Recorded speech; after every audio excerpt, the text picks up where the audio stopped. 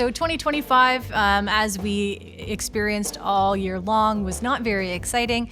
I'm ready to move on from 2025, to be totally honest, and I think a lot of people are. We do want to let you know how 2025 finished off, though, which was not too bad. Obviously, we did know that we were going to have some sort of decrease from 2024, but in terms of our average sale price, it decreased at just about 1.62%, which wasn't overwhelming in any regard, and our number of sales decreased just under 2%. So I think that's great that we ended the year in our balanced market as we expected it to, and really we saw the same trends happening for an entire year. So the market remains steady throughout the entire year.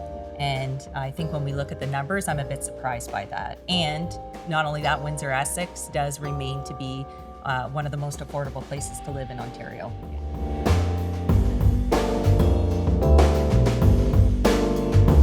Happy 2026. It's Amber and Katherine, and we're back here in our new roles. It certainly isn't as warm and fuzzy as perhaps golfing in Florida like Frank, but we will miss him here on our podcast. But we're excited to bring you some new content and hopefully further our podcast to even more exciting heights for 2026.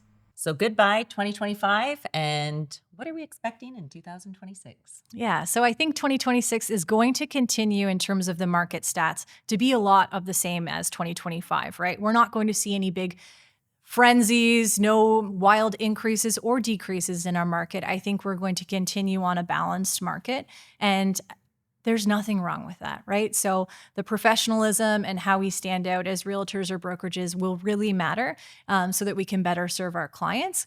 But there's a lot of great things happening in Windsor-Essex as well. Katherine alluded to, the affordability of Windsor-Essex. That isn't changing, yet we do see more development coming this way, which will hopefully allow for more people to invest carefully and feel more confident in what they're purchasing. I think I'm really excited about it. I think it's going to continue with a steady, balanced market. I think sellers are going to have to be a little bit more serious in regards to, the pricing and presentation of their homes too. Make sure to have your home ready when you list it. Come this spring, I think there's going to be a lot of inventory out there. A lot of inventory means a lot more choice for buyers. So make sure that your house stands out the best. Yeah. And that, that's carrying on from the trend from 2025. I think it matters even more, though. We did see a lot of people take their houses off the market in December. And a lot of those cancellations that I would have signed said to relist in the spring, right? So that's a lot. That's on the mind of a lot of people. But when we come to market in spring, we need to make sure that our product's standing out above and beyond anyone else, because we're going to continue with the buyer's market, and making sure that you are standing out from your neighbor's house is incredibly important if you want to sell your house.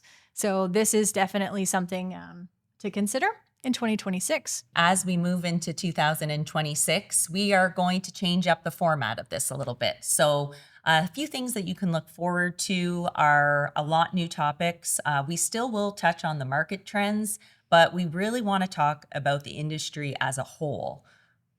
We want to talk about development that's coming to Windsor-Essex, how that can affect you and your confidence when you're buying and or selling.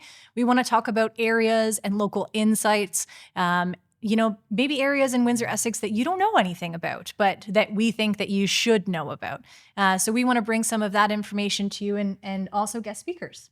Some of those guest speakers are people like mortgage brokers, home inspectors, tax planning, and how to succeed as an agent in 2026. We want to make sure that we're bringing relevant information for not only sellers and buyers, but for agents, so that you can grow your business and succeed as a realtor in 2026. And another one of the pivot points are us as new owners of Lepage Binder, and what our vision looks like as new owners, and how we move forward to continue to build the foundation that was laid by Frank Binder. The core values that Frank Binder had for this company will continue for many years throughout the company, and we only hope to build upon the core values that he's already established within the company.